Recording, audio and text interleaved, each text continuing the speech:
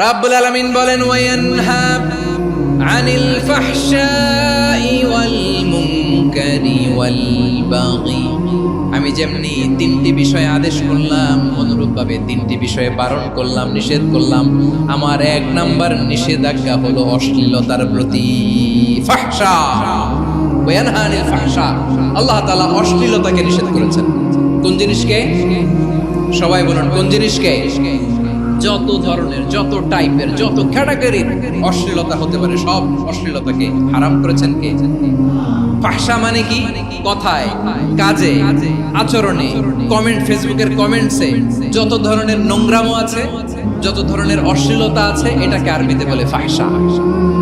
রাব্বুল আলামিন বলেন কুল ইন্নামা حرم ربي الفواحش ما ظهر منها وما بطن।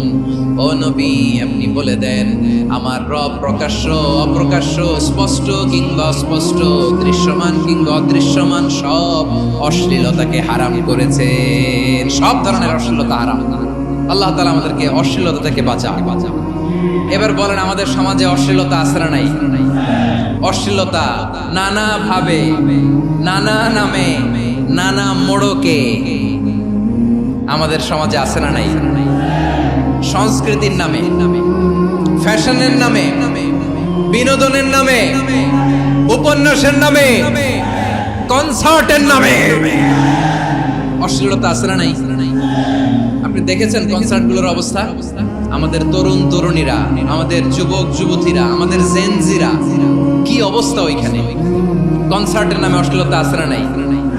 ছেলে মেয়ে একে অপরকে জড়ায় ধরতেছে, একে অপরকে চুমু খাচ্ছে প্রকাশ্যে, দিবালোকে, গণমানুষের সামনে। আল্লাহ তাআলা এই অশ্লীলতা থেকে আমাদেরকে বেঁচে থাকতে বলেছেন। রূপালী জগতের নামে অশ্লীলতা আছে না নাই? এই টার্মটা আপনারা জানেন না? রূপালী জগৎ কি জগৎ? আসলে কি রূপালী জগৎ না অন্ধকার জগৎ? আমার বোনেরা, আপনাদেরকে যে কি বলে তারা বুঝায়, রূপালী জগৎ শুনেই আপনি ওরকে যাবেন না। রূপালী জগতে যে নারী যত বেশি উলঙ্গ, সে নাকি তত বেশি সাহসী। জানেন? বলে এটা একটা সাহসী না, খুব সাহসী পদক্ষেপ তার। যত বেশি শরীর থেকে কাপড় নামাতে পারবে, যত বেশি বস্ত্রহীন হয়ে নিজেকে প্রেজেন্ট করতে পারবে, সে নাকি তত বেশি সাহসী। আমার চট্টলার ভাইয়েরা, শয়তানের প্রথম এজেন্ডা ছিল বনি আদমকে বস্ত্রহীন করা। সে আদম এবং হাওয়া আলাইহিস সালামকে নিষিদ্ধ গাছের ফল খাইয়ে তাদেরকে বস্ত্রহীন করেছে। এই জামিনেও সে আমাদেরকে বস্ত্রহীন করতে চাইবে। এই রূপালী জগতের নামে তারা এটা করে। আমার প্রিয় বোনেরা, আপনি জানেন না আপনার দাম কত? ওরা আপনাদেরকে বিজ্ঞাপনের সস্তা পণ্য বানাতে চায়। ওরা আপনাদেরকে ওদের ভোগের লিপসার টুলস বানাতে চায়। ওরা আপনাদেরকে দিয়ে ওদের খায়েশ পূরণ করতে চায়। এটা আপনাদের জন্য মোটেও ডিগনিটি নয়, এটা আপনাদের জন্য সম্মান নয়। আপনার সম্মান শালীনতায়, আপনার সম্মান হেজাবে, আপনার সম্মান ভদ্রতায়, আপনার সম্মান আপনার ডিসেন্ট পোশাকে। পোশাক বলে দেয় এই নারীটা ভদ্র না অভদ্র। পোশাক বলে দেয় এই মেয়েটা কোন ঘরের মেয়ে। আপনি জানেন না? আপনারা সস্তা পণ্য বানায়, ভোগের পণ্য, বিলবোর্ডে আপনাকে উলঙ্গ করে উপস্থাপন করে। এই অশ্লীলতার সাথে ইসলামের কোনো সম্পর্ক। এজন্য আল্লাহ বলেন আমি অশ্লীলতাকে হারাম করেছি। অশ্লীলতাকে হারাম করার প্রথম কারণ হলো এর মাধ্যমে মানবতাকে অপমানিত করা হয়। কারণ মানুষের সম্মান মানুষের পোশাকে। মানুষ যখন পোশাকহীন হয়ে যায়, বস্ত্রহীন হয়ে যায়, তার সম্মান কমে যায়। ঠিক কিনা? অশ্লীলতাকে হারাম করার প্রথম কারণ হচ্ছে মানুষ মানুষকে অপমান করে। একটা নারী, সে তো সম্মানিত। নারী যে কত সম্মানিত, নারীর এটা বুঝেই নাই। বিশ্বনবী বলেন আদ-দুনিয়া কুল্লুহা মাতা ওয়া খায়রু মাতা'আদ দুনিয়া আল মারআতু সালিহা। আমার বোনেরা, 5টা প্যান্ডেলে আপনারা এলইডিতে আমার আলোচনা শুনছেন, আমি জানি। আপনাদের এই গর্ভ যে কত দামি আপনি জানেন না। আপনার পেট থেকেই আসবে আগামী দিনের সালাহুদ্দিন আল আইয়ুবী। আপনার পেট থেকেই আসবে অনাগত দিনের ইমাম মাহদী আল মুনতাদা। আপনার পেট থেকেই আসবে অনাগত দিনের ফয়সাল, ওয়াসিম, মুগ্ধ, আবু সাইদের মতো বীর যোদ্ধা। আমার প্রিয় বোনেরা, আমার প্রিয় বোনেরা, বিশ্বনবীর কথার ওজন খেয়াল করেন। আর দুনিয়া কুল্লুহা মাতা ওয়া খায়রু মাতা'আদ দুনিয়াল মারআতুস সালিহা। দুনিয়ার সবকিছুই অ্যাসেট, এর মধ্যে সবচেয়ে দামি অ্যাসেট নেককার নারী। আপনার গর্ভ যে কত দামি আপনি জানেন না। নিজের সময়টাকে কাজে লাগান, কোরআন পড়েন, সুন্নাহ পড়েন। আপনার অনেক দায়িত্ব ঘরে।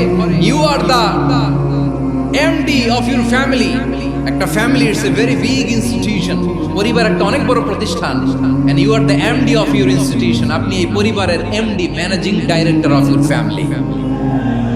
এখানে আপনার কত দায়িত্ব। আপনি ছেলে মেয়েদেরকে তারবিয়া করবেন, আপনি আপনার স্বামীর জন্য ঘরটারে জান্নাতের নীর বানাবেন, আপনার জন্য জান্নাতের ডুপ্লেক্স বাড়ি ওইখানে তৈরি করে রাখবে কে? আপনি যে কত দামি আপনি জানেন না। নারীদেরকে আল্লাহ বানিয়েছেন উচ্চতর করে, নিম্নতর নয়। নারীদেরকে ছোট্ট জিনিস দিলে এটারে বড় করে দেয়। নারীদেরকে ভ্রূণ দিলে, শুক্রাণু দিলে নারী এটারে বাচ্চা হিসেবে উপহার দেয়, ঠিক কিনা? বিয়ের মাধ্যমে স্বামী যখন তার শুক্রাণু তার স্ত্রীকে উপহার দেয়, স্ত্রী রিটার্নে কি উপহার দেয়? ফুল ফর্ম বেবি, মানব সন্তান। দেখছেন, আপনি দিলেন একটু, গুণে দিছে বিশাল। আপনি যদি নারীকে বাজার এনে দেন, নারী এটাকে সুস্বাদু খাবারে রূপান্তর করে দেয়। আপনি তাকে একটা মুচকি হাসি দিয়ে দেন, সে তার কলিজা দিয়ে দেয়। কিন্তু যদি আপনি তার মনে কষ্ট দেন, সে আপনার জীবনকে জাহান্নাম বানায়া দেয়। নারীর মন বুঝতে পারলে নেয়ামত, বুঝতে না পারলে কিয়ামত। আমার প্রিয় বোনেরা, আপনি যে কত দামি আপনি জানেন না। অনেক দামি আপনি। আপনাদেরকে যেন ভোগের সস্তা পণ্য বানাতে না পারে, আপনাদেরকে সচেতন থাকতে হবে। তাহলে কেন আল্লাহ তাআলা এই ফাহশা, অশ্লীলতাকে হারাম করলেন? এক নাম্বার, এতে হিউম্যান ডিগনিটি কমে। দুই নাম্বার, এতে মানুষের অধিকার নষ্ট হয়। আপনি বিয়ে করেছেন, এরে পরকিয়া করেন, ওর সাথে এরকম আছে না নাই? স্ত্রীর অধিকার নষ্ট করেছেন। আপনি বিবাহ সম্পর্কে আবদ্ধ হয়েছেন তার সাথে, আপনি পরকিয়া করেন ওই ছেলের সাথে, আপনি আপনার হাজবেন্ডের সাথে বিট্রে করেছেন। এজন্য আল্লাহ অশ্লীলতাকে হারাম করেছেন। অশ্লীলতাকে হারাম করার আরেকটা কারণ হচ্ছে আল্লাহ তাআলা এই হিউম্যান জেনারেশনকে এটাকে প্রিজার্ভ করতে চায়। হিফজুন নাসল, এটা মাকাসিদুশ শরিয়ার অনেক গুরুত্বপূর্ণ একটা মাকাসিদ, অনেক গুরুত্বপূর্ণ। আপনার নাসল, আপনার জেনারেশনকে সংরক্ষণ করা। এই যে আসতেছে ফেব্রুয়ারি, কত ফেব্রুয়ারি জানো? এটা কি বিশ্ব ভালোবাসা দিবস? হ্যাঁ, কি দিবস? এই বিশ্ব ভালোবাসা দিবসের সাথে মুসলমানদের কোনো সম্পর্ক নাই। আমার প্রিয় ভাইরা, এই যে আপনি অবৈধ সম্পর্কে জড়ালেন,